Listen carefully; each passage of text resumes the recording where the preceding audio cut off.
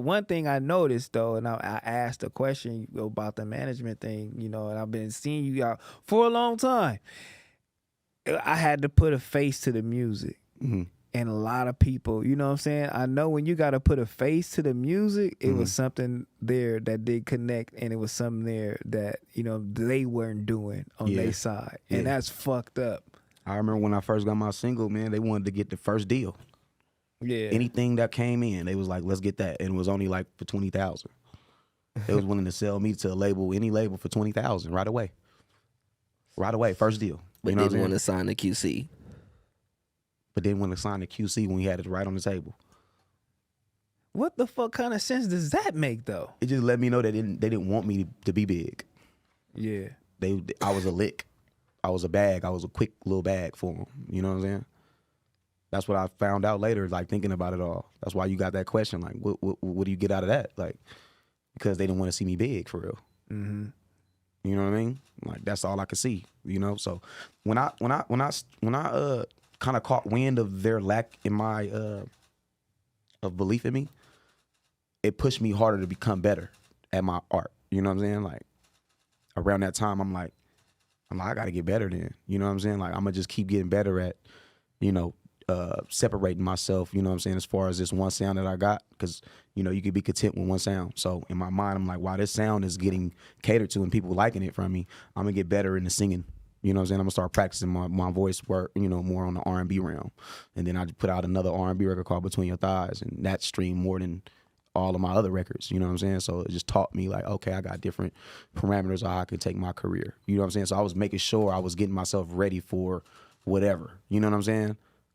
To stay at it. You know what I'm saying? Like, I've seen, like, you know, peers before me come and go. That's my fear. You know what I'm saying? Like, I'm not about to, you know, come and then be disappeared like that. Just because of lack of people not believing in my talent. You know what I'm saying? Like, I still got the talent. So, you know, Mozzie taught me something too. Is just, you know, if he said if it's something that not going right, then it's his fault. You get what I'm saying? And I believe in that. So that's why I just push hard. You know, no matter what, you know, I still to this day, like, you're not the only person that feels the way you do. Yeah, for real. I get it all the time. Like, back home, like, when you gonna get back on the radio? Like, nigga, shit, bitch put me on that motherfucker then. Bitch, I'm gonna get on that motherfucker like, when you put me on that motherfucker. That's what I'm gonna get on, nigga. What the fuck wrong with you niggas?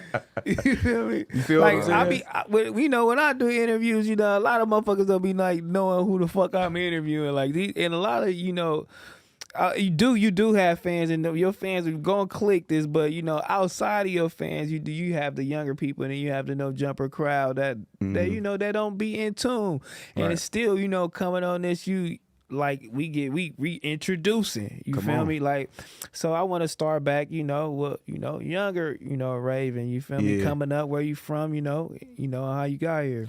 Born and raised East Oakland, California. My dad from Atlanta, so I got a little bit of that in me too. You know what I'm saying? Lived in Atlanta for a few years with him when I was younger. Mama from West Oakland. Went to Oakland High. You know what I'm saying? Went to middle school, Westlake Middle School, Piedmont Elementary School. Went to, you know, all my years of school in my city. Really, it just started, you know, my dad, you know what I'm saying? Like, shout out to my pops. He from Atlanta, like I said. Me and my little brother, RP, my brother Raymond Justice. We used to always just be around my dad with his artists. Like, I remember a vivid moment when we was kids in Atlanta, and my dad had all these dudes all up in his house in our little ass apartment, and they was making the beat on the table, and then each one of these dudes just start rapping one after another. I'm like, okay, my dad on to something. You know, he's trying to find some type of talent. Like, I think he was like on his Diddy shit. You know what I'm saying? Just trying to like invest. Like, he wasn't a talent of his own, so I feel like my dad was just one of them dudes that wanted to yearn to just put somebody in position. You get what I'm saying? And I admired that about him, still do. Later down the line, we moved back to California or whatever, and he meet two singers. And I remember being in the studio and watching them do their thing and stuff like that. So literally, I've been around this shit like since I was a baby. You know what I'm saying? May have not wanted to do music, but I was around it. So it was always in my life. You know what I'm saying? Where was mom at during this time? Mom and pops was going through some, you know, some problems, you know what I'm saying, within each other. And Pops, you took it upon himself to take custody. Yeah, you know how that go. You know what I'm saying? But that's great though. I mean, in some aspects it's great, but some aspects it's not. You feel me? Yeah, like that's how I feel. You know what I'm Yeah. saying? Like being in the middle of it, because I love my mom. You get what I'm saying? Mm-hmm. And I don't know about their issues. You know, it's not really on the kids to know. You know what I mean? What's going on? All I can do is love them both equally. You get what I'm saying? Like I don't love no parent more than the other one. I know they both got their wrongdoings, and I can't really judge them for that. You know what I'm saying? Like we all live and learn in this life that we live in. So all I can do is just love my dad for who I know he is, and love my mom for who I know she is. You know. So Pops was in the music industry. He did his thing. You learned, and then He owned clubs. He was in the Yeah. army. You know what I'm saying? He was just one of them big believers. Like.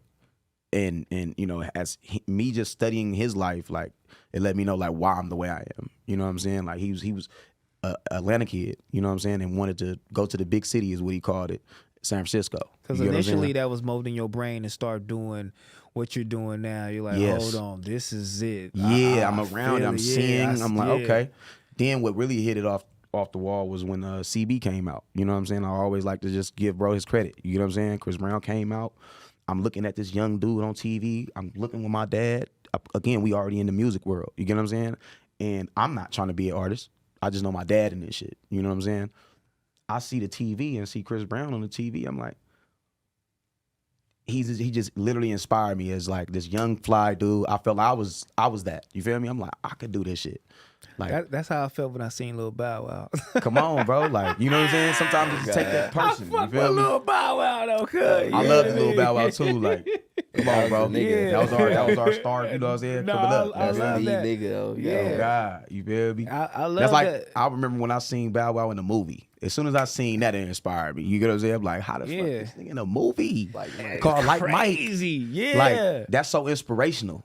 You know what I'm saying? So shout out to Bow. That was one like that I gotta give him a salute on that. You know what I'm saying? Like, and then like I said, Chris Brown when he came out, you know, I'm like, I'm in high school or middle school at the time. You know what I mean? So now I'm like developing, maturing into, you know what I'm saying, an older kid. Now I'm like wanting more out of life. Because at first, you know, we kind of like dumbfounded. We running around with girls and we ain't worried about no money or nothing. So as soon as my mind started wrapping around that, and I can remember vividly my dad, I was like, just overly excited. I'm like, Dad, look. And I turn around and look at him and he was like, that's what's up. He doing this thing. He's like, but what you finna do? Yeah. And then it just hit me and I'm like, damn, what am I finna do? Yeah.